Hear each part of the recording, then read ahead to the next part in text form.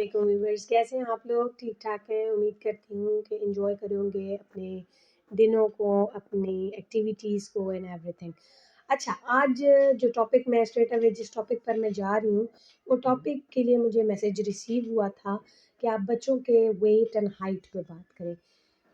पहले तो मैं आपको एक डिफरेंस बता दूं वेट और हाइट का। वेट जो है हम short term nutritional deprivation consider करते हैं, अगर वेट कम हो अपने एक डिज़ायरेबल बॉडी वेट के हिसाब से, यानी एक आपका जो लिमिट एडजस्टेड है फॉर अ स्पेसिफिक एज, ठीक है, उसके हिसाब से अगर आपका वेट कम हो तो उसे हम short term nutritional deprivation consider करते हैं। बिकॉज क्योंकि आपका कुछ दिन का भी अगर डिप्राइवेशन हो जाए डाइट में, कुछ आप ऊपर नीचे हो जाए तो वेट एकदम बढ़ भी जाता है और एकदम कम भी हो जाता है।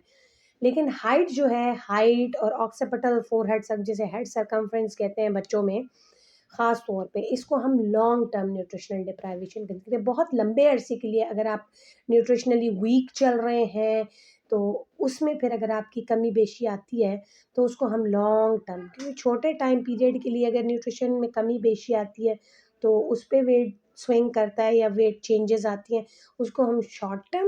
और अगर लंबे टाइम के लिए आपके न्यूट्रिशनल डिप्राइवेशन आती है या कोई ऊंच नीच होती है तो उसे हम लॉन्ग टर्म न्यूट्रिशनल डिप्राइवेशन कहते हैं हाइट को।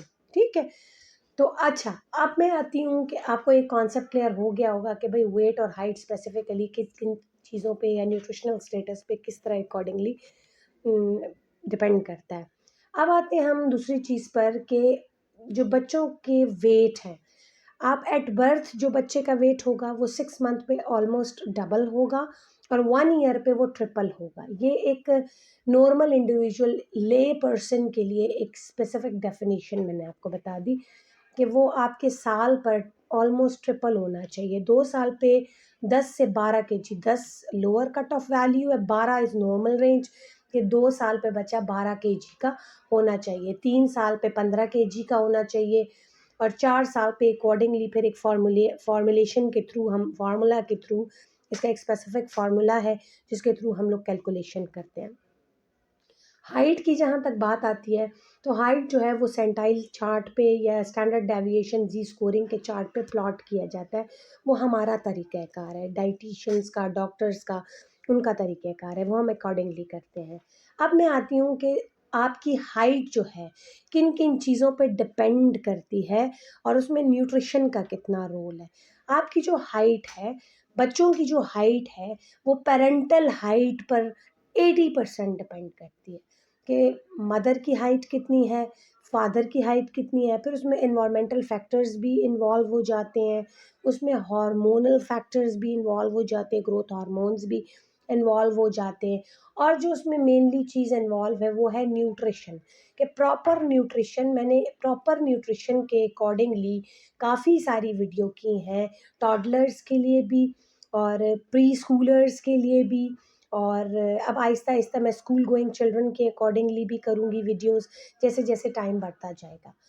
मैंने वीनिंग डाइट पे यानी कॉम्प्लीमेंट्री डाइट पे तो 2 वीडियोज़ किए हैं कि जिसमें पहली वीडियो पे मैंने आपको पूरी डिटेल बताई कि किस-किस तरीक़ों से, किस-किस ब्लेंड्स के थ्रू आपने डाइट बनानी है, और दूसरी वीडियो में मैंने आपको फिर डिटेल बताई कि कौन से तरीक़ों से देना है, किस तरीके से बच्चा जो है उसका रिस्पॉन्स होगा पहली खुराक पे, दूसरी खुराक पे।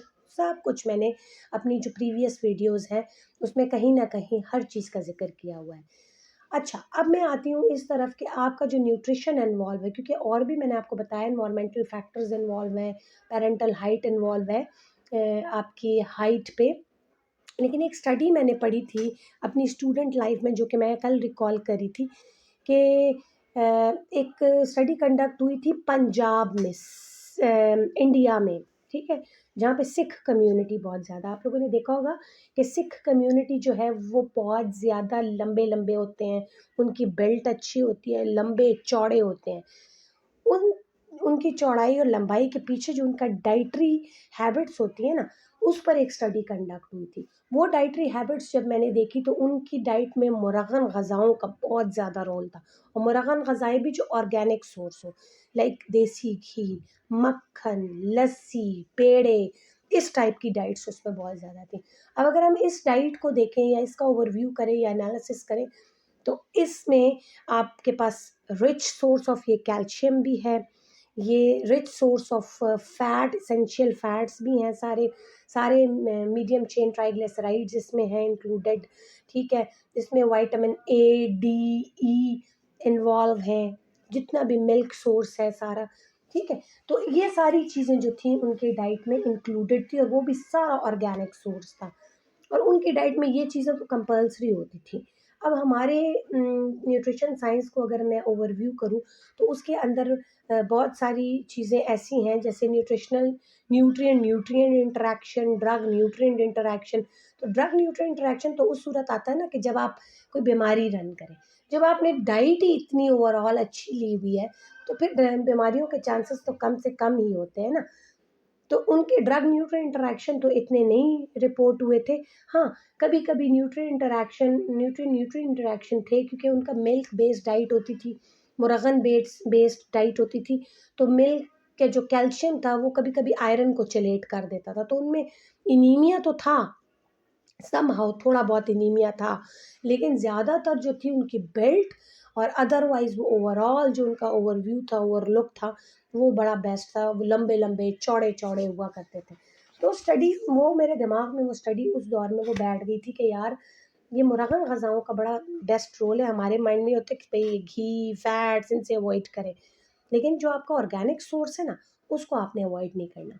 अपने बच्चों का मैं अक्सर जो मेरे पास पेरेंट्स आते हैं कॉन्स्टिपेशन के साथ, अगर वो आते हैं, या उनको ये इश्यू होता है कि भई उनका वेट बच्चों का गेन नहीं हो रहा, उनकी हाइट नहीं निकल रही, तो उनको मैं एक मशवरा ज़रूर देती हूँ कि जो आप एक तो बच्चों को 6 छोटे खाने देंगे हर 4 घंटे बाद, क्योंकि उनके स्टमक की कैपेसिटी एडल्ट के मुकाबले में कम से कम होती है। तो आपने उनको एक तो 6 से 8 छोटे खाने देने हैं।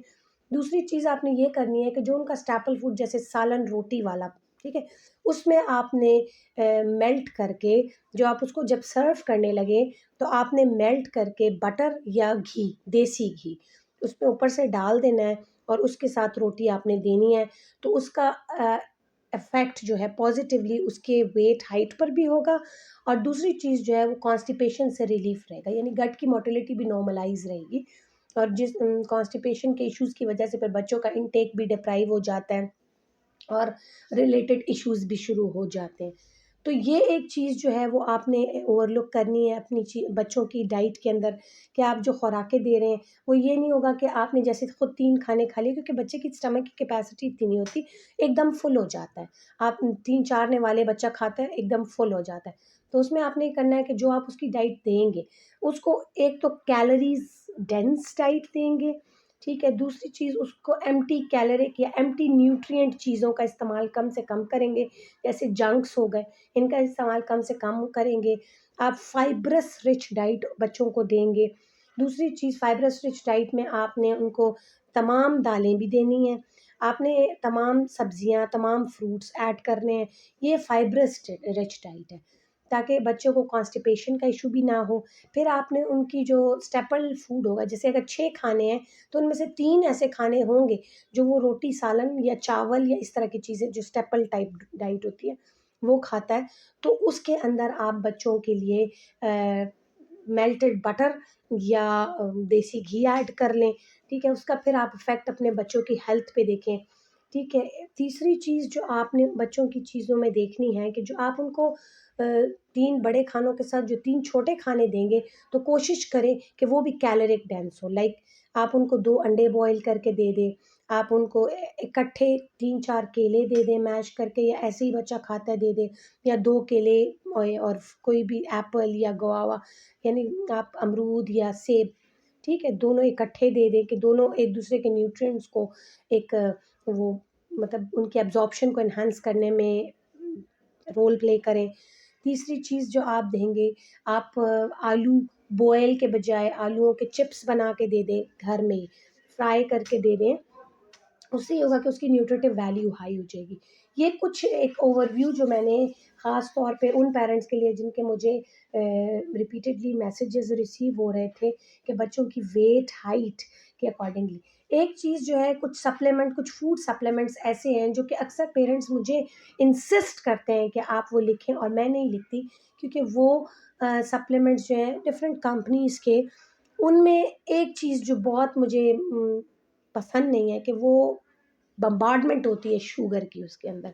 और मैं आपको बार-बार अपनी वीडियोज़ में भी बता रही हूँ कि अर्ली एजेस में बच्चों को जब हम लोग देते हैं, प्री स्कूलर्स को या स्कूल गोइंग किड्स को, या आपके जो टॉडलर्स एज में हम देते हैं वो वाले सप्लीमेंट्स, तो उसका इफ़ेक्ट आपकी ब्रेन पे कोई अच्छा नहीं होता, बल्कि एडवर्स होता है। रीज़न बिहाइंड दिस कि वो मतलब उसमें शुगर की बम्बार्डमेंट होती है, सिंपल कार्ब्स की बम्बार्डमेंट होती है।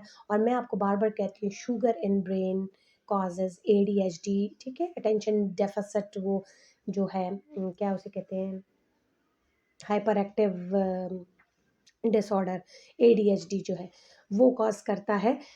और दूसरी जो बाकी शुगर इन आइज़, ये वीडियो बहुत ज़्यादा रन कर रही है आपके सोशल मीडिया के ऊपर, कि आपका जो है ये sugar in your I causes glaucoma, sugar in your brain causes ADHD, sugar in your blood causes diabetes, और वग़ैरह-वग़ैरह, इस तरह की जो आपकी वीडियोज़ रन कर रही हैं।